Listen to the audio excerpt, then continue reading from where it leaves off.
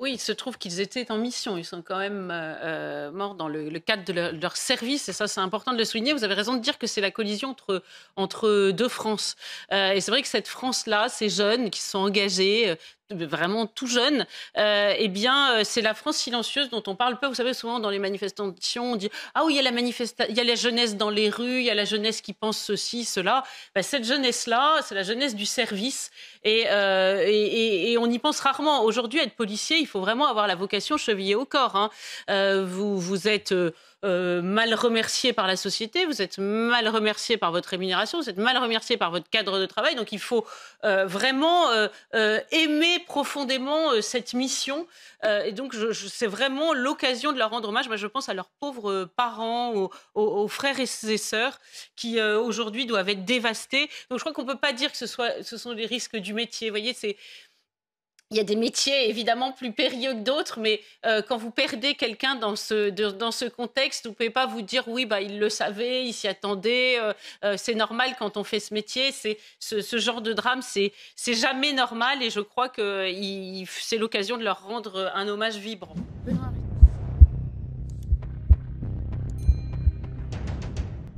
Oui, je pense qu'on a déguisé une forme de lâcheté en bienveillance. C'est-à-dire qu'il ne fallait pas stigmatiser ces quartiers, donc on n'y touchait pas trop et on se disait, bah, de toute façon, au fond de soi, même si personne ne l'aurait reconnu, bah, ils règlent leurs comptes Entre entre eux. eux et ça ne nous regarde pas. Sauf que visiblement, c'est pas comme ça que ça se passe. Au bout d'un moment, il y a des balles perdues. Vous voyez, c'est pas le premier puisqu'il y a eu une mère de famille, je crois savoir, lors d'un autre règlement de compte il y a quelques jours, qui a été une terrible victime.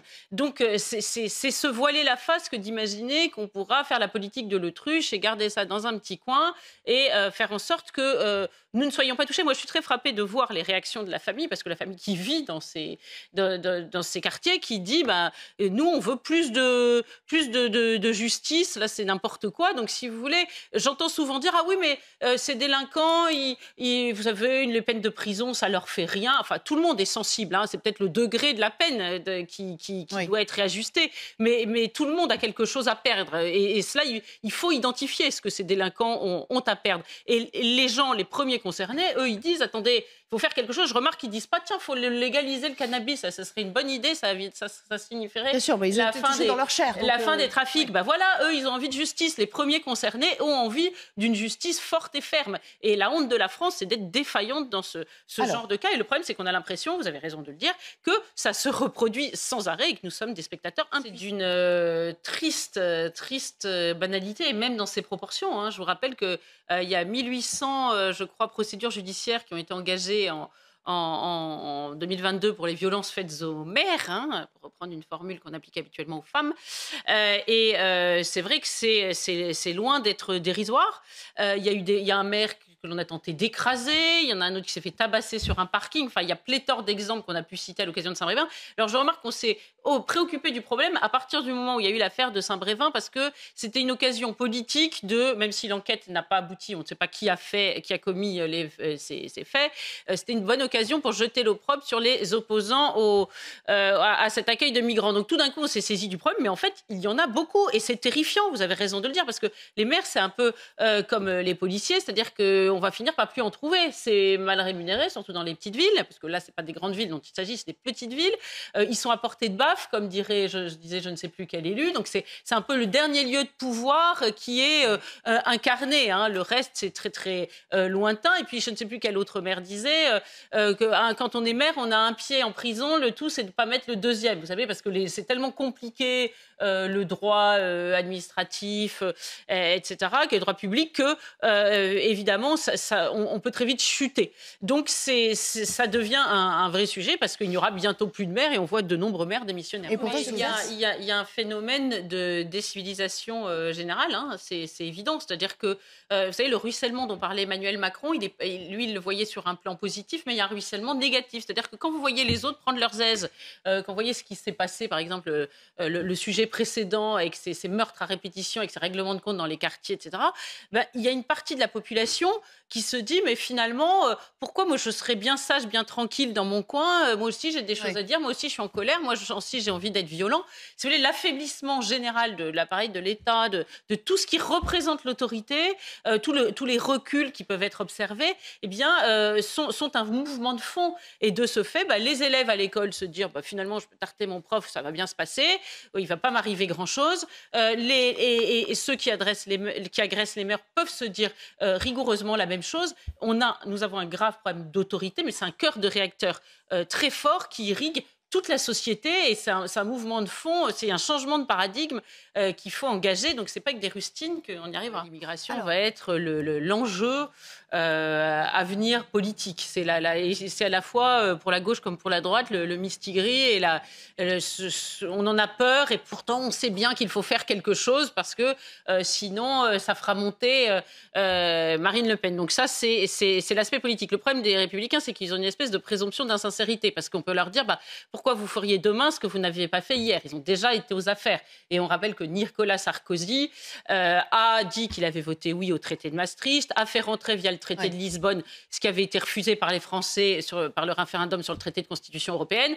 D'ailleurs, c'est pour ça qu'aujourd'hui, Bruno Retailleau prend un peu de recul et dit, vous savez, à propos de Nicolas Sarkozy, nous, on a un passé, mais c'est un peu un passif, parce qu'on sait bien que tout cela, ça va leur être reproché. Et pourtant, le sujet est prégnant, parce que, évidemment, on ne peut pas avoir un continent qui se déverse dans un autre. Tout simplement, il faut faire quelque chose. Je vous renvoie au livre de Stephen Smith, La ruée vers l'Europe. Il nous dit, nous n'en sommes qu'au début. Donc, on ne peut pas rester inactif. On voit que le gouvernement ne sait pas quoi faire de ce sujet. Un jour, il y a une loi immigration, un jour, il n'y en a plus. Sur le lendemain, on la coupe en rondelles, puis on la remet sur le devant de la scène. Il y a un moment où il va falloir prendre le problème à bras-le-corps. Je remarque que beaucoup de ces propositions ont été faites... été largement développé par Dominique Régnier de la Fondapol sur l'assimilation et tous ces sujets. Et par ailleurs, on ne peut pas demander des efforts aux Français en matière de politique des retraites, leur demander de travailler plus et en même temps avoir un trou béant qui n'est pas chiffré en réalité, lié à la politique d'immigration.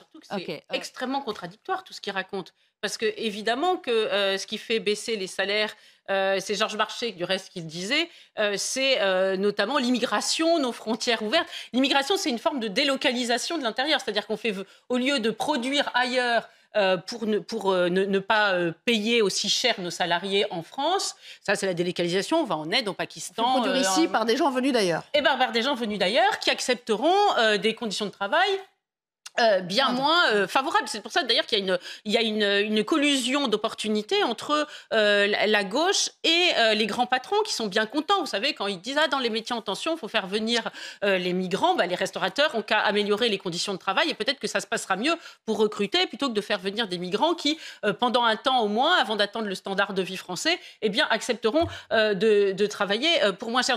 Et puis, au bout d'un moment, le système social, parce que c'est ça au cœur du système danois. Pourquoi les pays du Nord ont été obligés de réagir alors que les États-Unis, la Grande-Bretagne sont des pays multiculturels qui s'acceptent, qui de moins en moins, mais qui s'acceptent? Eh bien, parce que les pays du Nord ont un système social très fort, comme le nôtre, un filet social très fort. Mais ça veut dire qu'il faut, il faut des frontières, évidemment, parce que le gâteau n'est pas infini. Donc, les Français ne peuvent pas alimenter ce gâteau social et le faire partager à l'infini par le monde entier. Non, mais c'est pas que l'Europe n'a pas de politique migratoire. Elle a une politique migratoire, elle a une politique pro-migratoire. Mais bien sûr que si. Bien sûr que si. Le patron de Frontex, d'ailleurs, a été muté pour cette raison-là. Mais la meilleure preuve, c'est que quand des pays demandent, comme la Pologne, l'Italie, tous les pays frontaliers demandent des crédits pour faire des protections, des murs, pour éviter que les migrants arrivent, l'Europe leur refuse parce qu'ils ont une politique pro-migratoire. Allez, moi, je veux bien qu'on ait du vague à l'âme au boulot, qu'on ne le trouve pas épanouissant. Il y en a des plus ou moins épanouissants. Mais quoi qu'il en soit, quand on est absent de cette façon, et puis c'est quand même, il ne faut pas être naïf quand même, on peut se poser des questions. Pourquoi une telle augmentation? Les Français, il y a une lame de fond quand même, plus 50%, c'est beaucoup. Voilà, plus fragile sur le plan santé pour avoir autant d'arrêts de travail, ou est-ce qu'il y a une dérive de fait des téléconsultations? On a le droit de se poser la question. Moi, je crois qu'on devrait avoir le droit à féliciter, à récompenser le présentéisme, qui est une forme de méritocratie, là aussi. C'est-à-dire que quand on a quelqu'un qui, finalement, est souvent là, évidemment qu'il y a des gens qui sont malades, légitimement malades, mais quand les gens sont vraiment... on voit bien qu'ils ne tirent pas au flanc, eh bien, on devrait pouvoir les récompenser. Et ça aussi, ça s'inscrit dans une forme de méritocratie qui est aujourd'hui un mot honni, mais qui pourtant me paraît extrêmement important. C'est que dans la fonction publique, dans les mairies, etc., il y a beaucoup d'absentéisme. Eh bien, si on ne veut pas sanctionner ceux qui sont absents, à minima, on devrait récompenser ceux qui sont présents. Ça donnera envie aux absents de revenir, je vous le garantis. Oui, ça lui avait été reproché il y a quelques semaines quand il ne s'était pas rendu au chevet de ce policier qui avait été brûlé. Je rappelle qu'il avait eu quand même un discours ambigu quand il avait accordé cet entretien brut où il avait accrédité finalement l'expression violence policière. Alors c'est très bien, il a été là, il est assez fort Emmanuel Macron pour ces cérémonies-là. Mais si je devais compléter le propos, je dirais qu'on pourra dire qu'on n'a rien à lui reprocher quand la situation aura drastiquement changé parce que les Français ne peuvent pas se contenter d'une suite de minutes de silence, d'hommages, de légion d'honneur posthume, de discours touchants et de mines attristées, parce que à la fin... Les fleurs et les bougies, ça va un temps. Et voilà, à force de minutes de silence, on arrive à des heures de silence avec tous ces corps de métier qui sont décimés les uns derrière les autres. Donc, il va falloir faire autre chose que ce genre de cérémonie qui arrache les larmes, c'est évident. Et sans doute que le jour est mal choisi pour des polémiques. Mais néanmoins, c'est bien ce qu'attendent les Français. Et il ne suffira pas de s'en tenir à cette suite, encore une fois, d'hommages. Vous savez, c'est un peu comme les marches blanches et les numéros verts.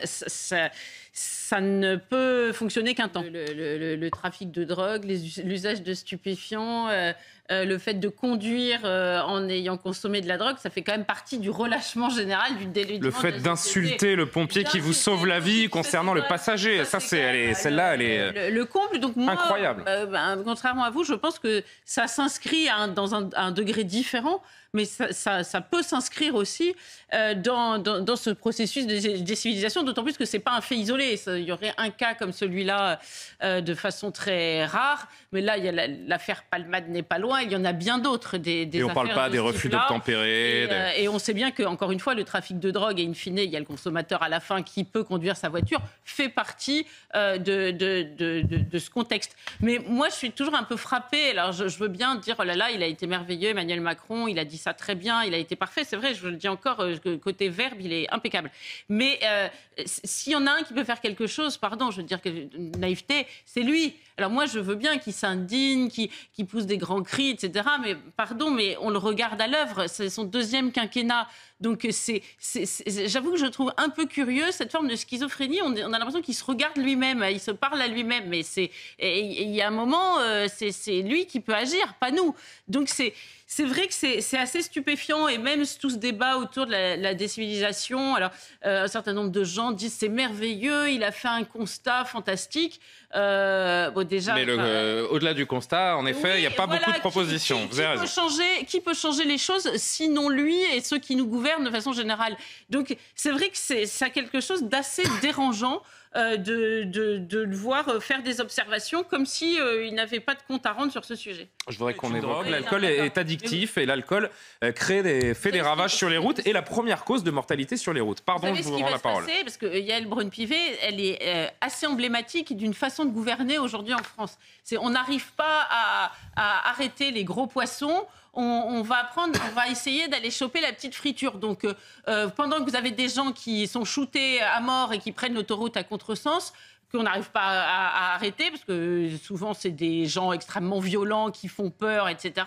Eh bien, on va aller choper Monsieur Tout-le-Monde qui, à la communion du neveu, a pris une demi-coupe de champagne. On va lui dire « Monsieur, c'était 0 alcool, la consigne, donc vous allez être puni. » C'est comme les routes à 80 au lieu de 90. C'est pas un peu caricatural comme démonstration, Gabriel ? Non, écoutez, les démonstrations, parfois, elles doivent user un peu en forçant le trait, mais c'est à peine le cas. Pardon, mais c'est à peine le cas. Parce qu'aujourd'hui, c'est ce qui se passe dans notre pays. Et vous avez des Français qui se font arrêter parce que... mais force est de constater qu'on n'a pas abordé la question dans le bon sens, de toute manière. Et faible avec l'effort. Donc, Yaël Braun-Pivet, elle va s'intéresser à Monsieur Tout-le-Monde qui, encore une fois, prend un demi-verre de vin tous les 36 du mois ou le dimanche à table. Ça va encore alimenter le sentiment d'injustice qui règne dans ce pays. Tolérance zéro. Allez, on conclut avec vous deux. On parle d'un cas précis où on voit visiblement qu'on a affaire à de vrais voyous. Vous l'avez souligné, le type qui s'attaque au pompier qui vient le sauver, c'est quand même assez fort de café. Il ne s'agit pas, encore une fois, du cas de Monsieur Tout-le-Monde qui a pris un demi-verre de vin le dimanche. Donc, c'est curieux de mais tous les meurtriers de la route ne sont pas des caïds, Gabriel. D'accord, mais là, en l'occurrence, c'est de cela dont on parle. Oui. Et ça, c'est un fléau, d'accord ? Il était à contresens. Et je suis frappée de voir que comme on n'arrive pas à arrêter les gros voyous, on va essayer de légiférer sur Monsieur Tout-le-Monde, parce que lui, on se dit, lui, il bronchera pas. Et c'est vraiment un engrenage contre lequel il faut lutter, me semble-t-il. Bien sûr, mais le collège n'est que le reflet du reste de la société. Alors c'est vrai que c'est un âge qui est cruel, on le sait, mais néanmoins, on voit bien que sur ce plan-là aussi, il y a un recul de l'autorité de ceux qui représentent l'État. Les profs ne peuvent rien faire. Il faut voir ce qui se passe dans les collèges. Moi, j'ai 3 enfants en collège. Quand il y a un caïd, comme on n'a pas d'outils coercitifs, aujourd'hui, vous n'avez plus d'outils coercitifs. Tous les profs vous le disent, il n'y a plus de punition. Ils sont censés avoir une autorité naturelle qui fait qu'ils font régner l'ordre. Mais c'est pas vrai, il faut des outils.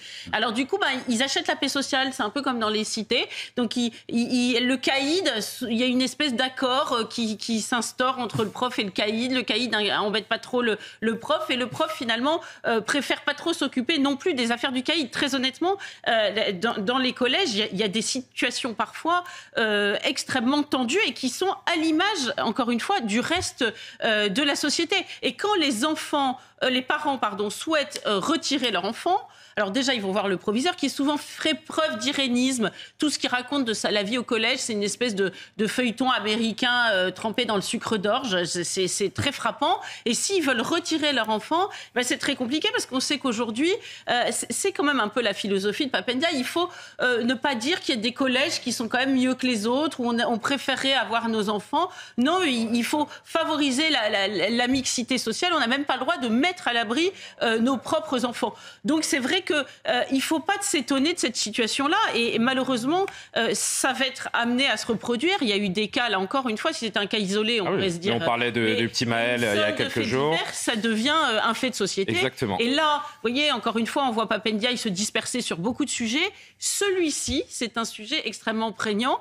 Et Céline a raison de le rappeler. Il y a aussi la question du collège unique qui fait qu'on garde des enfants qui n'ont rien à faire là, qui n'arrivent pas à suivre, qui sont plus grands que les autres parce qu'ils ont redoublé, donc ça donne de l'autorité, et qui s'ennuient et qui ne sont là finalement que pour enquiquiner leur prochain. Et quand je dis enquiquiner, c'est un mot gentil. Donc là aussi, on a des vraies questions à se poser, mais c'est idéologique le collège unique. Il faut que tout le monde reste au collège et apprenne les mêmes matières. La responsabilité, elle est celle de l'école et de ceux sans doute qui a entouré Samuel Paty, mais pas seulement.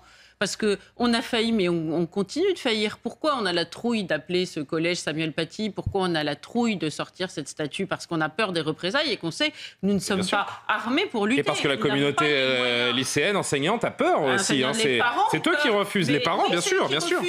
Mais ceux qui sont coupables. Est-ce qu'on peut l'entendre, ça, qu'à Conflans-Sainte-Honorine, on ait peur d'avoir un collège Samuel Paty ? C'est complètement fou, d'ailleurs, parce que Conflans-Sainte-Honorine, en plus, c'était une ville jusqu'à un temps très récent qui avait la réputation d'être calme et sans problème, et les parents ont peur, et on pourrait presque dire, même si c'est une forme de lâcheté, qu'ils ont peur légitimement, parce que l'État ils savent que l'État ne pourra pas les protéger. Je vais vous donner un exemple simple. Vous citiez un livre, moi je vais vous en citer un autre, celui de Stéphane Simon, qui raconte toute l'affaire Samuel Paty. Et dans la fin, la conclusion, il dit que quand Samuel Paty, le terroriste, le corps du terroriste a été ramené en Tchétchénie, il a été reçu comme un héros dans son village. Et le père, aujourd'hui, dit très librement que c'était très légitime ce qu'a fait son fils, qu'il en est fier, il crache sur Samuel Paty. Aujourd'hui, nos frontières sont ouvertes à tout vent. Qui peut garantir que ne viennent pas de l'attitude où l'on tient ce genre de propos et on a été biberonné à l'idée que finalement décapiter quelqu'un, un professeur, parce qu'il a montré des caricatures, c'est normal, ne viennent pas chez nous, mais personne ne peut le vérifier, absolument personne. Donc moi je veux bien qu'on tape sur la tête du proviseur, des profs, de tous les gens responsables autour de Samuel Paty, mais c'est qu'une partie des responsabilités. Il y a une responsabilité en cercle concentrique. Mais l'islamisme c'est quand même un produit d'importation en France et on continue de l'importer, je vous garantis, parce qu'il n'y a aucune précaution qui est prise dans ce registre. Donc ça va bien au-delà de Conflans-Sainte-Honorine. discussion à gauche sur la réalité de la civilisation. Et c'est pas Renaud Camus qui a inventé ce concept. Encore une fois, c'est un sociologue allemand ses parents sont morts au début du en XXe siècle. Donc la réduction à Hitlerum, ça va être compliqué quand même. Hein. Ça va être difficile. Les parents de qui, pardon ? Norbert Elias. Ils sont morts dans un camp de concentration, voilà. D'accord. Donc, et si vous voulez, c'est grotesque. Alors, parce que Renaud Camus a utilisé des civilisations, plus personne n'a le droit de l'utiliser. Quand son vitrier lui dit je vais vous remplacer une fenêtre, lui aussi, c'est un facho, parce que Renaud Camus a parlé de grand remplacement. Non, mais vous voyez, on sombre en plein.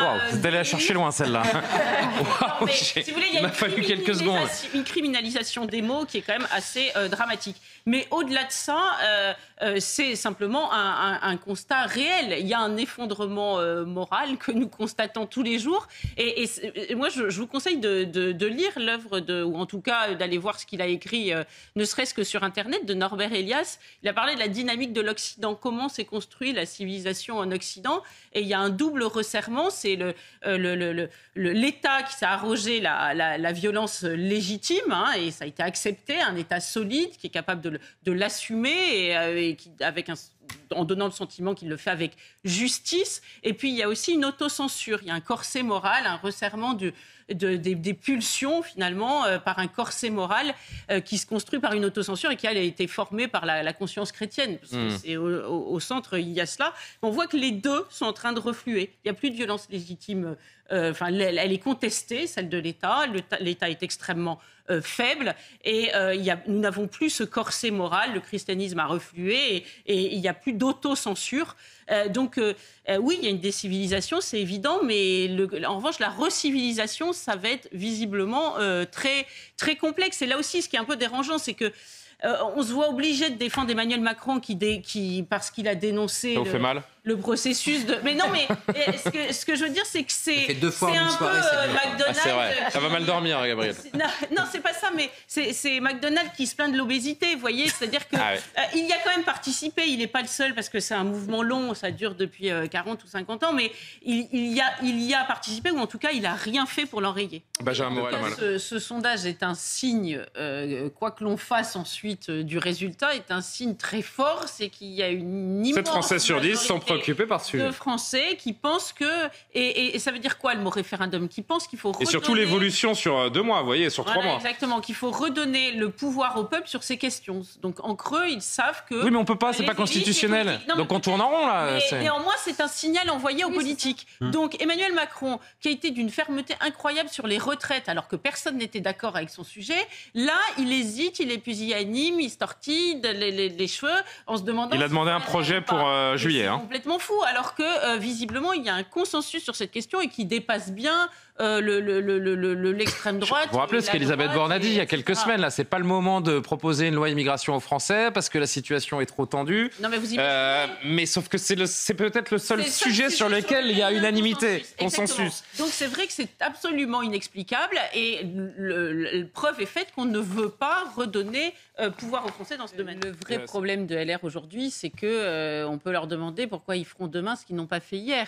Ils restent quand même très attachés à la figure tutélaire de Nicolas Sarkozy. Alors, de moins en moins quand même, Gabriel. Retailleau essaie de s'en écarter, mais quand il dit par exemple on a un passé qui ressemble à un passif, mais néanmoins il est encore là, il n'a pas été vraiment désavoué, puis il n'était pas le seul, et ils ont été aux affaires. Donc pèse sur eux une présomption d'insincérité, et quand Marine Le Pen dit, comme elle l'a fait, je ne sais plus si c'était ce matin ou hier matin, c'est LR qui a acheté le programme du RN sur Wish. Eh bien, c'est vrai que... je ne vous ai pas joué l'extrait, mais vous l'avez rappelé. C'est vrai qu'elle veut faire de l'humour, et de fait, c'est ce que l'on peut reprocher à LR aujourd'hui.